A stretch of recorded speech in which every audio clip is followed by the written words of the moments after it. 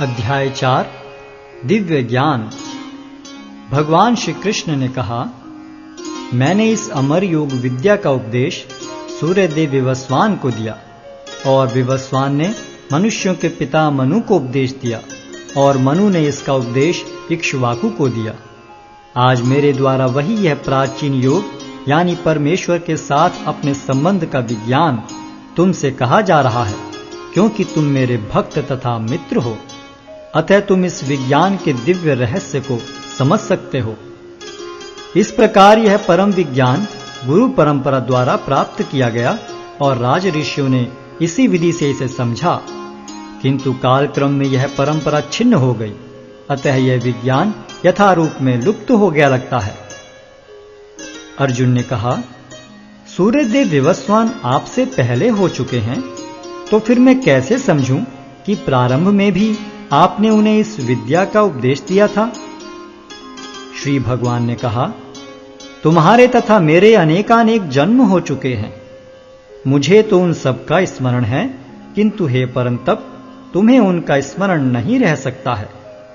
यद्यपि मैं अजन्मा तथा विनाशी हूं और यद्यपि मैं समस्त जीवों का स्वामी हूं, तो भी प्रत्येक युग में मैं अपने आदि दिव्य रूप में प्रकट होता हूं। हे भरतवंशी, जब भी और जहां भी धर्म का पतन होता है और अधर्म की प्रधानता होने लगती है, तब तब मैं अवतार लेता हूं। भक्तों का उद्धार करने, दुष्टों का विनाश करने तथा धर्म की फिर से स्थापना करने के लिए मैं हर युग में प्रकट होता हूं। हे अर्जुन, जो मेरे आविर्भाव तथा कर्मों की दिव्य प्रकृति को जानता है, वह इस शरीर को छोड़ने पर इस भौतिक संसार में पुनः जन्म नहीं लेता, अपितु मेरे सनातन धाम को प्राप्त होता है। आसक्ति, भय तथा क्रोध से मुक्त होकर मुझ में पूर्णतया तन्मय होकर और मेरी शरण में आकर बहुत से व्यक्ति भूतकाल में मेरे ज्ञान से पवित्र हो चुके हैं। इस प्रकार से उन सबों ने मेरे प्रति दिव्य प्रेम को प्राप्त किया है। जिस भाव से सारे लोग मेरी शरण ग्रहण करते हैं, उसी के अनुरूप मैं उन्हें फल देता हूं। हे पार्थ, प्रत्येक व्यक्ति सभी प्रकार से मेरे पथ का अनुगमन करता है। इस संसार में मनुष्य सकाम कर्मों में सिद्धि चाहते हैं, फलस्वरूप वे देवताओं की पूजा करते हैं। निस्संदेह संसार में मनुष्य को सकाम कर्म का फल शीघ्र प्राप्त होता है। प्रकृति के तीनों गुणों और उनसे संबद्ध कर्म के अनुसार मेरे द्वारा मानव समाज के 4 विभाग रचे गए। यद्यपि मैं इस व्यवस्था का सृष्टा हूं, किंतु तुम यह जान लो कि मैं इतने पर भी अव्यय अकर्ता हूं। मुझ पर किसी कर्म का प्रभाव नहीं पड़ता, न ही मैं कर्म फल की कामना करता हूं। जो मेरे संबंध में इस सत्य को जानता है, वह भी कर्मों के फल के पाश में नहीं बंधता। प्राचीन काल में समस्त मुक्तात्माओं ने मेरी दिव्य प्रकृति को जान करके ही कर्म किया। अतः तुम्हें चाहिए कि उनके पद चिन्हों का अनुसरण करते हुए अपने कर्तव्य का पालन करो। कर्म क्या है और अकर्म क्या है, इसे निश्चित करने में बुद्धिमान व्यक्ति भी मोहग्रस्त हो जाते हैं। अतः मैं तुमको बताऊंगा कि कर्म क्या है, जिसे जानकर तुम सारे अशुभ से मुक्त हो सकोगे। कर्म की बारीकियों को समझना अत्यंत कठिन है। अतः मनुष्य को चाहिए कि वह यह ठीक से जाने कि कर्म क्या है, विकर्म क्या है और अकर्म क्या है। जो मनुष्य कर्म में अकर्म और अकर्म में कर्म देखता है, वह सभी मनुष्यों में बुद्धिमान है और सब प्रकार के कर्मों में प्रवृत्त रहकर भी दिव्य स्थिति में रहता है।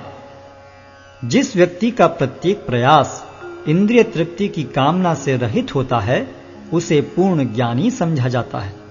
उसे ही साधु पुरुष ऐसा करता कहते हैं, जिसने पूर्ण ज्ञान की अग्नि से कर्म फलों को भस्मसात कर दिया है। अपने कर्म फलों की सारी आसक्ति को त्याग कर सदैव संतुष्ट तथा स्वतंत्र रहकर वह सभी प्रकार के कार्यों में व्यस्त रहकर भी कोई सकाम कर्म नहीं करता। ऐसा ज्ञानी पुरुष पूर्ण रूप से संयमित मन तथा बुद्धि से कार्य करता है, अपनी संपत्ति के सारे स्वामित्व को त्याग देता है और केवल शरीर निर्वाह के लिए कर्म करता है। इस तरह कार्य करता हुआ वह पाप रूपी फलों से प्रभावित नहीं होता है। जो स्वतः होने वाले लाभ से संतुष्ट रहता है, जो द्वंद्व से मुक्त है और ईर्ष्या नहीं करता, जो सफलता तथा असफलता दोनों में स्थिर रहता है, वह कर्म करता हुआ भी कभी बंधता नहीं।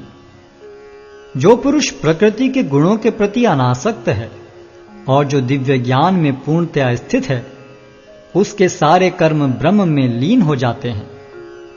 जो व्यक्ति कृष्ण भावनामृत में पूर्णतया लीन रहता है, उसे अपने आध्यात्मिक कर्मों के योगदान के कारण अवश्य ही भगवत धाम की प्राप्ति होती है, क्योंकि उसमें हवन आध्यात्मिक होता है और हवि भी आध्यात्मिक होती है। कुछ योगी विभिन्न प्रकार के यज्ञों द्वारा देवताओं की भली भांति पूजा करते हैं और कुछ परब्रह्म रूपी अग्नि में आहुति डालते हैं। इनमें से कुछ विशुद्ध ब्रह्मचारी श्रवणादि क्रियाओं तथा इंद्रियों को मन के नियंत्रण रूपी अग्नि में स्वाहा कर देते हैं, तो दूसरे लोग इंद्रिय विषयों को इंद्रियों की अग्नि में स्वाहा कर देते हैं।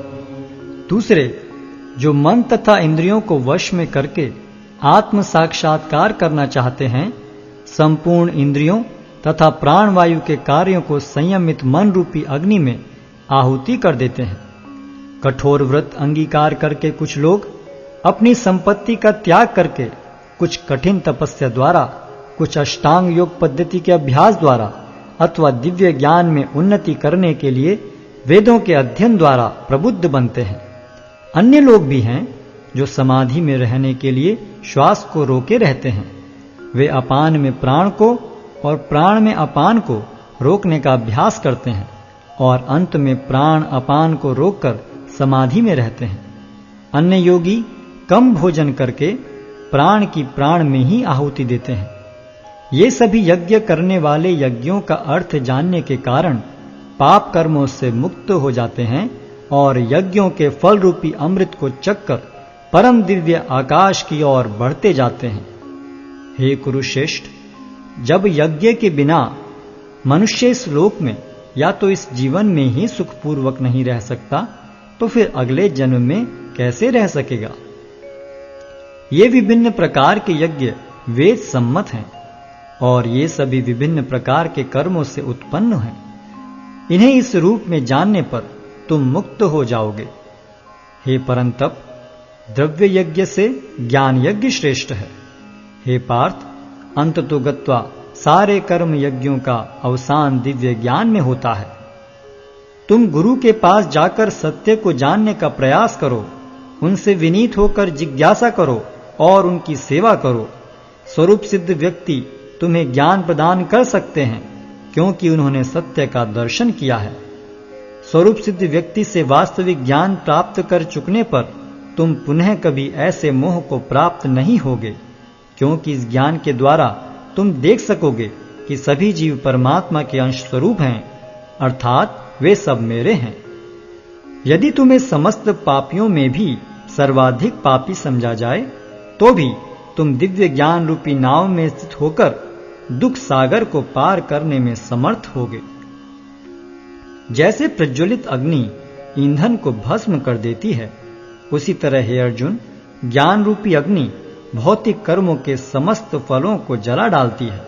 इस संसार में दिव्य ज्ञान के समान कुछ भी उदात्त तथा शुद्ध नहीं है। ऐसा ज्ञान समस्त योग का परिपक्व फल है। जो व्यक्ति भक्ति में सिद्ध हो जाता है, वह यथा समय अपने अंतर में इस ज्ञान का आस्वादन करता है।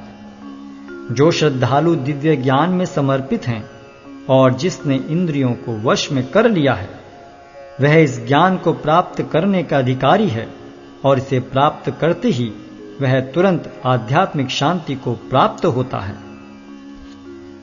किंतु जो अज्ञानी तथा श्रद्धा विहीन व्यक्ति शास्त्रों में संदेह करते हैं, वे भगवत भावनामृत नहीं प्राप्त करते, अपितु नीचे गिर जाते हैं।